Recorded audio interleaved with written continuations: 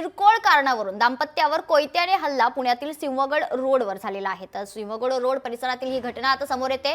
दाम्पत्याला शिवीगाळ करत तरुणांचा हल्ला समोर आलेला आहे। तर पुण्यातील गुन्हेगारी काही थांबेना असं चित्र आहे। पुण्यात कायद्याचं भय उरलं नाही का असा प्रश्न उपस्थित होते। तर गेल्या 36 तासात पुण्यात 4 भयंकर घटना घडलेल्या आहेत।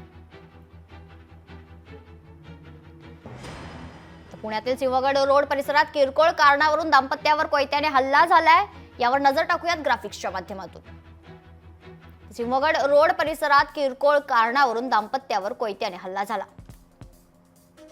शास्त्रीनगर चौकात तरुणाईचा मद्यपान करून धिंगाणा पाहायला मिळालाय। त्यानंतर कोथरूड MIT कॉलेज जवळ रिक्षा चालकानं एका तरुणाला बेदम मारहाण केली आहे। दुसरीकडे मोमीनपुरा भागामध्ये पार्किंगवरून 2 गटात तुफान हाणामारी झाली।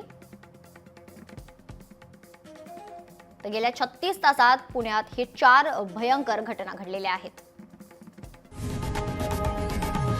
लोकशाही मराठी ऐका, पहा, जागरूक रहा।